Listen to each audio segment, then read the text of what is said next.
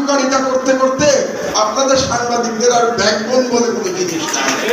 আপনারা যে মন্ত্রীকে তো শুধু চাটুকারিতা করেন, আপনারা মন্ত্রীকে তো কেউ প্রশ্ন করেন না।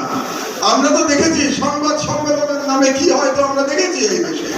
সুতরাং আমরা আজকে যদি আমার দেশ থাকতো, আমি বলে দিচ্ছি আপনাকে, আমার দেশ এতদিনে দেবপ্রিয় বাবুকে জিজ্ঞেস করতো দুটা প্রশ্ন, যে আপনি আমাকে হিসাব দেন যে আপনি যে ট্রানজিটের পক্ষে ওকালতি করতেন সেই ট্রানজিট দিয়ে আমরা কত টাকা আয় করেছি, কত ডলার আয় করেছি। এক, সেই আয় যদি যত সামান্য হয়ে থাকে, আমার যেটা ইনফরমেশন সেই আয়ের নাম মাত্র নাই বললেই চলে, তো সেই আয় যদি যত সামান্য হয়ে থাকে, তাহলে আপনি যে আমাদেরকে তখন স্বপ্ন দেখিয়েছিলেন যে ট্রানজিট দিলে পরে বাংলাদেশ কি বলে সিঙ্গাপুর হয়ে যাবে, তাহলে তার জন্য কি আপনি ক্ষমা চাইবেন জাতির কাছে?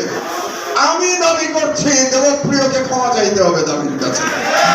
শোনেন, শেখ হাসিনাকে তোয়াক্কা করি নাই, নরেন্দ্র মোদীকে তোয়াক্কা করি নাই, এই সরকারকে তোয়াক্কা করবো আমি?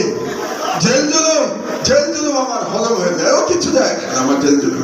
সুতরাং এই সরকারের ক্ষমতাবান ব্যক্তি ডক্টর দেবপ্রিয়, এই সরকারের ক্ষমতাবান ব্যক্তি ডক্টর ইফতিখারুজ্জামান, এদেরকে কে নিয়োগ দিচ্ছে? ইউনূস সাহেব একবার বলেছিলেন ওনার নিয়োগকর্তা নাকি ছাত্ররা, তো ওনার নিয়োগকর্তা যদি ছাত্ররা হয়ে থাকে, তাহলে কি এই সমন্বয়করা দেবপ্রিয় এখানে আজকে উপস্থিত আছেন, তারা যান দেবপ্রিয়র সাথে বসেন এবং আপনারা দেবপ্রিয়কে জিজ্ঞাসা করেন যে ট্রানজিট নিয়ে আপনার ভূমিকা কি ছিল।